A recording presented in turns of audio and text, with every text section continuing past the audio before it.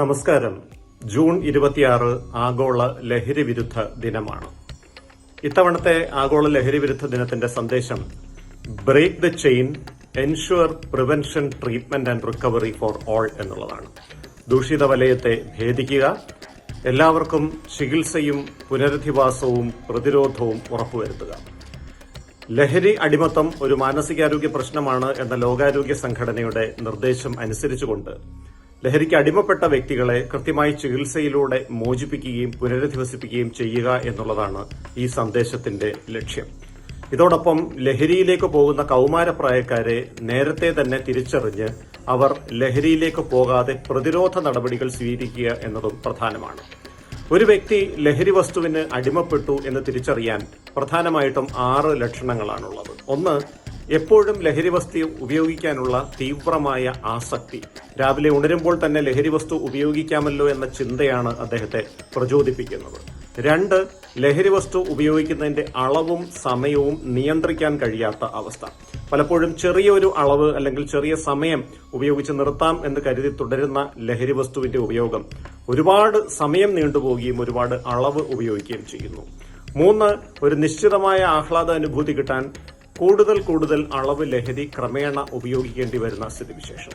4, ലഹരി വസ്തുവിന്റെ ഉപയോഗം പൊടുന്നനെ നിർത്തിക്കഴിഞ്ഞാൽ ശക്തമായ പിൻവാങ്ങൽ ലക്ഷണങ്ങൾ അഥവാ വിഡ്രോവൽ സിംറ്റംസ് പ്രത്യക്ഷപ്പെടുക.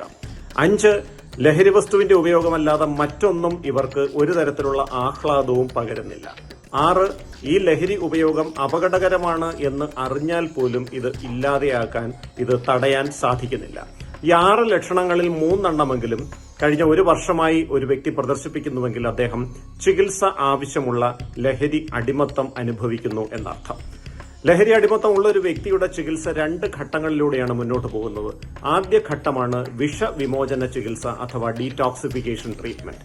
ലഹരി വസ്തു പെട്ടെന്ന് നിർത്തുമ്പോഴുണ്ടാകുന്ന പിൻവാങ്ങൽ ലക്ഷണങ്ങൾ മാറ്റുകയും ലഹരി വസ്തു ജന്യ പെരുമാറ്റ പ്രശ്നങ്ങളും ശാരീരികാരോഗ്യ പ്രശ്നങ്ങളും ചികിത്സിച്ച് ഭേദപ്പെടുത്തുകയും ചെയ്യുകയാണ് ഇവിടെ ചെയ്യുന്നത്.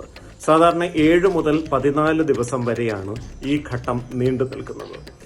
2ാം ഘട്ട ചികിത്സയാണ് പുനഃപതന പ്രതിരോധ ചികിത്സ അഥവാ റിലാപ്സ് പ്രിവെൻഷൻ ട്രീറ്റ്മെന്റ്. ലഹരി വിമോചനം നേടിയ വ്യക്തി വീണ്ടും ലഹരി ഉപയോഗിക്കാൻ സാധ്യതയുള്ളൊരു സാഹചര്യത്തിലേക്ക് മടങ്ങിപ്പോയാൽ അദ്ദേഹം പുനഃപതനം അഥവാ റിലാപ്സ് എന്ന അവസ്ഥയിലേക്ക് പോകും. ഇത് തടയാനായി മരുന്നുകളും മനഃശാസ്ത്ര ചികിത്സയും കുടുംബ ചികിത്സയും ഒത്തൊരുമിച്ചുകൊണ്ടുള്ള ഒരു സമീപനമാണ് വേണ്ടത്.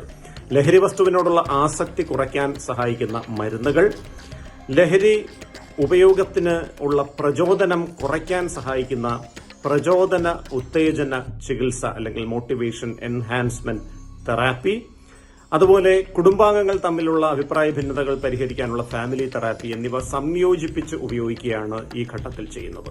6 മാസം തൊട്ട് 9 മാസം വരെയാണ് പുനഃപതന പ്രതിരോധ ചികിത്സയുടെ ദൈർഘ്യം.